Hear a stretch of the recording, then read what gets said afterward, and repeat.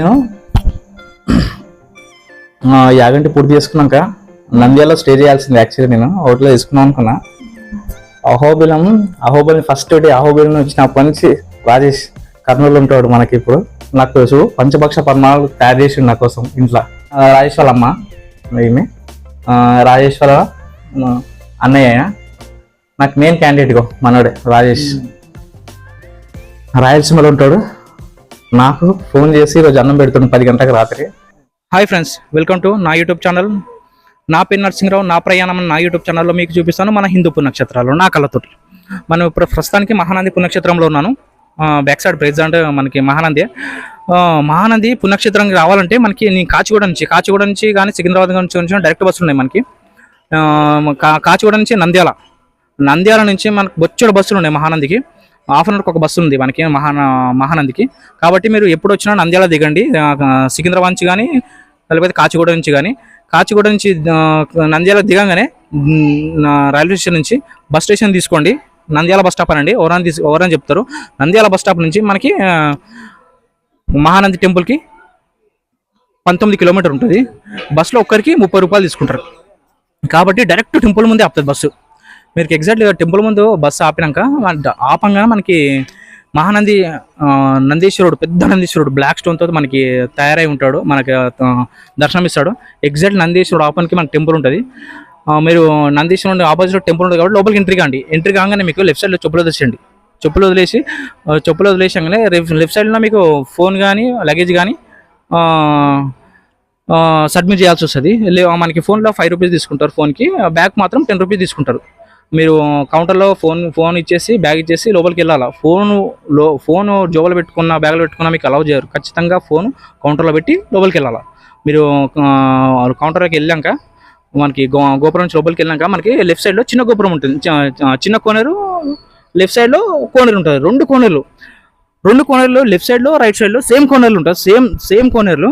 ఆ కోనర్లో ఎంత perfect water ఉంటాయి అంటే నీట్గా ఉంటాయి వాటర్. ఎందుకంటే ఈ కోనర్లకి ఎగువ ప్రాంతం నుంచి అంటే మనకి మహానంది పైనుంచి వాటర్ మూవ్ అవుతూనే ఉంటుంది. ఈ కోనర్లకు వస్తూనే ఉంటుంది, కొత్త వాటర్ వస్తుంటుంది, పాత వాటర్ వెళ్తూనే ఉంటుంది 2 కోనర్లకి. కాబట్టి వాటర్ ఎంత ప్యూర్గా ఉంటాయి అంటే మనం ₹1 బిల్ వేసినా కనబడుతుంది, అంత స్పష్టంగా ఉంటాయి మనకి వాటర్. ఏ కాలంలో 365 రోజులు ఎప్పుడు వచ్చినా సరే వాటర్ అలాగే ఉంటుందంట. ఎందుకంటే ఇక్కడ ట్రస్ట్ వాళ్ళు చెప్తున్నారు కదా, వీళ్ళు మన మహానంది స్టాఫ్ ఉంటుంది కదా, వాళ్ళు చెప్తున్నారు 360 రోజులు ఎప్పుడైనా ఇంతే ఉంటుంది సార్ అని అంటారు. మీరు అనొచ్చు మీకైనా తెలుసురా బాబు అని. నేను రికార్డ్ చేసి పెట్టాను మహానందిలో పుణ్యక్షేత్రం వాళ్ళతో మాట్లాడి, నా యూట్యూబ్ ఉందనేసి వాళ్ళతో పర్మిషన్ తీసుకొని నేను రికార్డ్ చేస్తాను. కాకపోతే ఎవరికి లోపల కెమెరా అలవ్ లేదు. కాబట్టి నేను మన మహానంది పుణ్యక్షేత్రం వాళ్ళతో అప్రూవల్ తీసుకొని నేను రికార్డ్ చేస్తున్నాను. నేను ఆ రికార్డు సపరేట్ పెట్టాను. పుణ్యక్షేత్రం లోపల లెఫ్ట్ సైడ్ కోనేరు రైట్ సైడ్ కోనేరు ఉంటుంది కదా, అది ఖచ్చితంగా ఉంది నా యూట్యూబ్ ఛానల్లో. చూడండి ఒకసారి, మహానంది ఫుల్ వీడియో పెడతాగా, అందులో ఉన్నది. లెఫ్ట్ సైడ్ కోనేరు రైట్ సైడ్ కోనేరు ఉంటారు, మీరు చూస్తారు కదా. అలా ఖచ్చితంగా స్నాన్ చేయండి మీరు.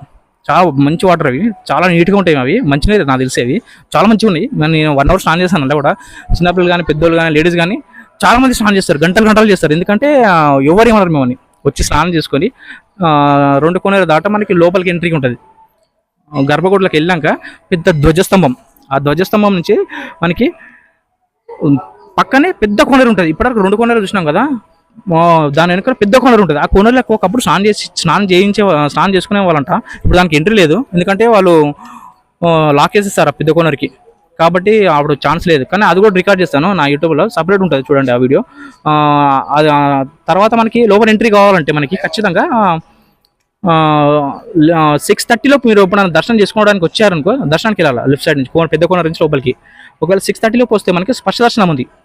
6:30 మార్నింగ్ ఎప్పుడు వచ్చినా మీకు స్పర్శ దర్శనము, దానికి ఫీజు ₹150. కాబట్టి మీరు ఎప్పుడైనా 6:30 మార్నింగ్ వచ్చారనుకో స్పర్శ దర్శనం ₹150 ఇచ్చి స్పర్శ దర్శనం డైరెక్ట్ శివుని తాకొచ్చు. ఇక్కడ ఎలా ఉంటుందంటే మన లింగ రూపంలో ఉంటాడు. కాకపోతే ఆవు కాళ్ళతో ఒక లింగం మీద కాలు పెడితే ఎలా ఉంటుందో, ఆవు గిట్టతో తొక్కితే ఎలా ఉంటుందో, లోపలికి ఉంటుందో అలా ఉంటుంది. హిస్టరీ ఏంటంటే ఒక పాము పుట్ట ఉన్నదంట. ఆ పాము పుట్ట మీదకి ఎప్పుడు వచ్చి ఆవు వచ్చి దాని పొదుగు నుంచి పాలు లోపలికి వదిలేసేదంట. ఆ యజమాని అన్ని ఆవులు పాలు ఇస్తుంది కానీ ఆవు ఎందుకు ఇస్తలేదు అనేసి ఒకసారి దీన్ని పరీక్షించడం చూసాడు. దీని వెంబడించాడంట. అయితే ఎగ్జాక్ట్ ఈ పుట్ట దగ్గరికి వచ్చి అది పొదుగు నుంచి పాలు వదిలేయడం స్టార్ట్ చేసేదంట. ఆ యజమాని కోపం వచ్చి దాన్ని కొట్టడం వల్ల ఆవుని దాని కాలి గిట్ట లింగం మీద పడడం వల్ల అది అలాగే ఉతుకుపోయిందంట. అదే లింగాన్ని ఇప్పుడు మనం పూజ చేస్తాం, దర్శనం ఇస్తారు మనకు అలాంటి లింగాన్ని దర్శనం ఇస్తుంది. కాబట్టి అలాంటి ఆవు ఆ లింగం తొక్కుతుంది కదా, అలాంటి పోస్టర్ని వాళ్ళు అంటే తయారు చేసి పెద్ద విగ్రహం, 2 ఆవు విగ్రహం, అది పొదుగు నుంచి పాలు వదిలేది పుట్ట, ఆ పుట్టలో శివలింగం ఎలా ఉండేదో అలాంటి విగ్రహం తయారు చేసి మనకి పెట్టాడు. అది కూడా శివుని దర్శనం చేసుకున్నాక మనం అట్లాంటి దాన్ని కూడా దర్శనం చేసుకోవచ్చు. ఎగ్జాక్ట్లీ ఇప్పుడు శివుని దర్శనం చేసుకుని బయటకు వచ్చినాక ఇక్కడ పార్వతీమాతని కామేశ్వరిగా పిలుస్తారు ఇక్కడ మహానందిలో. కాకపోతే చాలా పెద్ద విగ్రహం ఉంటుంది ఇక్కడ పార్వతీమాత. నేను కాశీ వెళ్ళాను, అక్కడ పార్వతీమాత ఇంత పెద్ద లేదు. అరుణాచలంగా వెళ్ళాను, అరుణాచలంలో కూడా ఇంత పెద్ద లేదు. ఇక్కడ మహానందిలో మాత్రం పార్వతీమాత పెద్ద విగ్రహం ఉంటుంది. ఆమె దర్శనం చేసుకున్నాక పార్వతీమాతని బయటకు వచ్చినాక మనకి శ్రీరాముని టెంపుల్ ఉంటుంది, అది కూడా దర్శనం చేసుకోండి. మీరు దర్శనం చేసుకొని బయటకు వచ్చినాక నవగ్రహాలు ఉంటాయి కదా, నవగ్రహాలను కూడా అక్కడ మీకు దీపం పెట్టి అక్కడ కొద్దిగా ఆయిల్ వేసి ఆ నవగ్రహం నుంచి బయటకు వచ్చేసేయండి.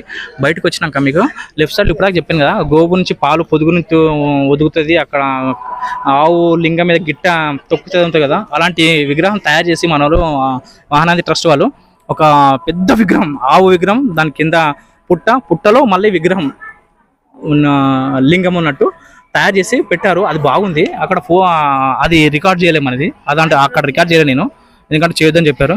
తర్వాత ఇక్కడ దేవదారు వృక్షం ముందు ఒకటి ఉంది, దానికి రాశారు దాని చుట్టూ 3 ప్రశ్నలు చేయాలండి, అది కూడా చేయండి. ఆ దర్శనం చేసుకొని వచ్చినాక మీకు లెఫ్ట్ సైడ్లో గోశాల ఉంది, గోశాల మాత్రం ఖచ్చితంగా సందర్శించండి. అంటే కనీసం ఒక 10 నుంచి 15 ఆవులు ఉన్నాయి మనకి గోశాలలో ఆవులను దర్శించుకునే పక్కన కూడా మనకి 20 రూపాయలు ఇస్తే దానికి గడ్డి ఇస్తారు, చాలా పెద్ద కట్ట.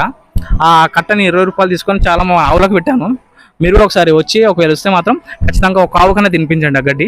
ఆ ఆవు నుంచి మనకి దర్శనం చేసుకున్నారు కదా గోశాల నుంచి దర్శనం వచ్చినాక మనకి వినాయకుని టెంపుల్ ఉంటుంది.